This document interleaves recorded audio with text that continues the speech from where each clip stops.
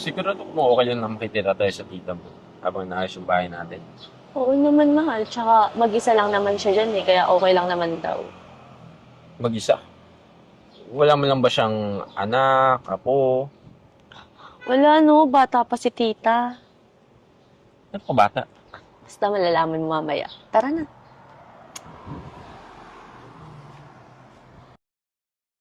Oh, buti naman nandito na pala kayo. Opo, tita. Kayo din po kasi yung pinakamalapit sa amin eh. At kailangan din po kasi namin tignan-tignan yung bahay mula sa pagkasira sa bagyo. Ano ba kayo? Open itong bahay na to, lalo naman sa'yo. At saka, buti na isama mo na rin yung asawa mo at nakilala ko na rin. Huwag kayong mag-alala. Mag-enjoy kayo dito sa bahay. Feel at home lang kayo palagi. Ano nga pala tong dala nyo? Ah, biskwit po. Nagdala na po ako ng biscuit kasi sabi po ni Eya, mahilig daw po kayo sa ganyan. Ah, naku, salamat. Nag-abala ka pa. Actually, favorite ko talaga to, pero nag-maintain ako ngayon kasi ng aking health at saka ng body ko ngayon. Ang ganda nga po eh. Ah, maganda yung ano. Ay, yung diet niyo po, narinig ko na din kasi sa iba yan eh. Maganda raw. Ah, oo. Nakakatuwa naman tong asawa mo, Eya. Ang daming alam. Pero napansin ko na hawig siya ng Tito Almer mo, ano? Oo nga po eh, ang dami po nagsasabi niyan. Ah, sige. Huwag kayong mag-alala. Malaki naman tong bahay. Feel at home lang kayo dito at sigurado ako mag-e-enjoy kayo dito. Salamat, tita.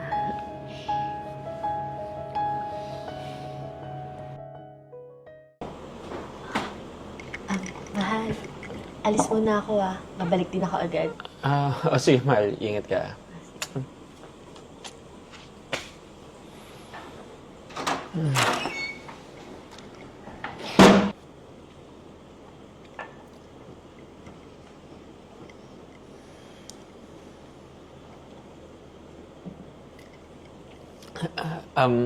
Tita, kailangan niyo po ba ng tulong kanina?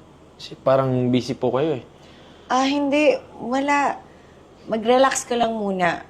Kapag kailangan ko na lang, tatawagin na lang kita. Sige po. Sige, CR muna ako.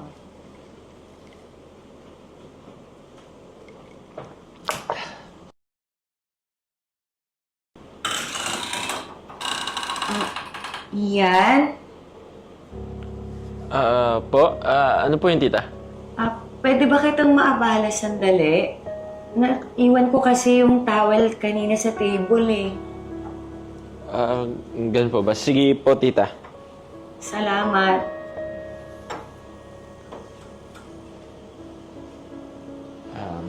Ito po. Salamat. Wala po nga naman.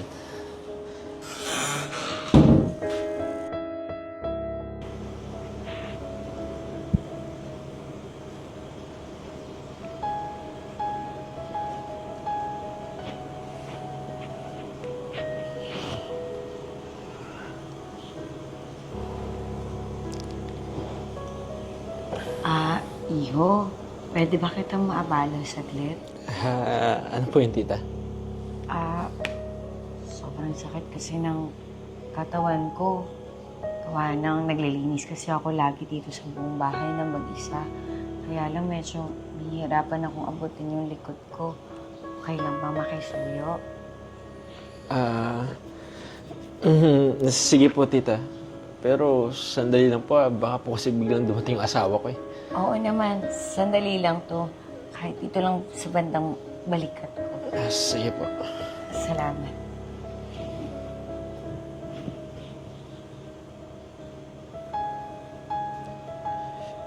Nako, ang sarap mo palang magmasahe, Ian. Napakaswerte naman ni Iya sa'yo. Ano po, tita? Ayos na po ba yan? Oo, masarap ka nga magmasahe. Siguradong masarap kang kasama dito lagi sa bahay.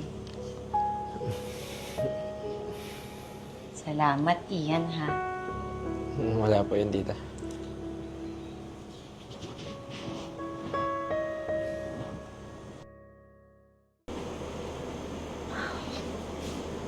Mahal, tahimik ka yata. Dinayari ba nung wala ako? Wala naman, mahal. May gusto lang sana akong itanong sa'yo tungkol sa tita mo tsaka sa tito ko, Almer. Bakit? Anong meron kay tito tsaka kay tito Almer? Ano kasi, medyo nailang kasi ako kanina. Naiwan niya yung tuwalya niya dito sa labas, tapos pinasuyo niya sa akin. Pagkatapos nun, bigla siyang nagpa-asay sa likod. Ganun lang talaga yun si tita. Malambing sa lahat. Lalo na sa mga kaibigan ko at sa mga pinsan ko. Hindi, medyo iba kasi yung dating eh. Ang lagkit kasi nung tingin niya eh. Tapos sabi niya pa sa akin na kahawig ko daw si Tito Almer. Well, totoo naman. May hawig ka sa kanya. Alam mo, sabi nga nun ni Mama, si Tito Almer daw yung pinakapogi sa pamilya. Kaya siguro nagpa-flashback kay tita. Baka nga. Pero iba kasi yung pagkakasabi niya eh. Sabi niya sa akin, alam mo, ikaw talaga parang kahawig mo sa itsura si Tito Almer. Ang bigat ng pagkakasabi. Paano ba namatay si Tito Almer? Namatay siya 5 years ago. Na-stroke kasi. Sobrang devastated nga si tita nun eh. Kasi ang bata pa ni tito nung namatay siya. Kaya simula nung namatay si tito, hindi na siya naghanap ng iba. Kasi mahal na talaga yun si Tito Almer. Pero nung namatay si Tito Almer, hindi mo lang ba siya nagkaroon ng ibang boyfriend? Wala. Si Tito Almer lang yung naging asawa niya. Tsaka, sobra na kasing minahal yun. Pero kahit ganun siya, alam mo, hindi pa rin siya nagbago. Ganun pa rin siya kalambing. Kaya, huwag ka na mag-isip ng kung ano-ano siya. Baka nga. Pero, hindi kasi maalis sa isip ko yung tingting niya eh. Ay, naku, mahal. Alam mo si tita, sobrang bait nun. Kaya, huwag mong bigyan ng meaning yung mga ginagawa niyo. Baka naman nagpapalambing lang siya kasi, alam mo na, nasanay siyang mag-isa lang siya dito sa bahay. Well, siguro nga.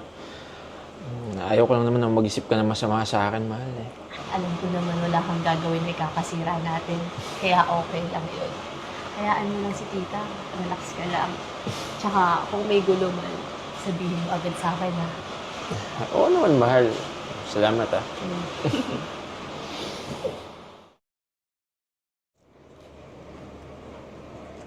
O, Eya, ang aga mo ata nagising.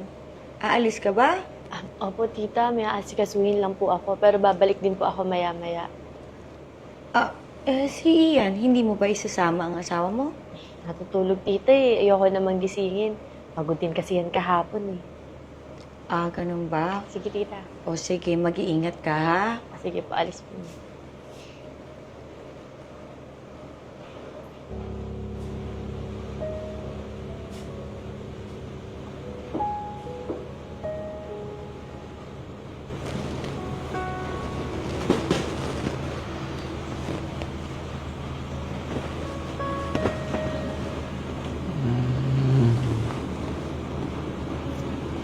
Almer, miss na miss kita. Ang lambot naman ang kamay mo, mahal.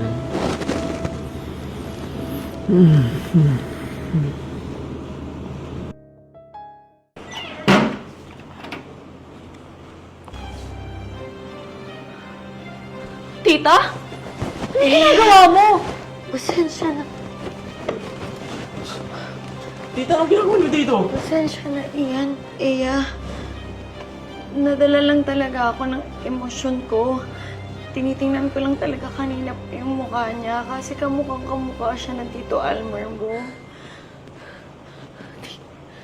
Tita? Bakit mo nagawa sa akin to? Sa asawa ko pa talaga?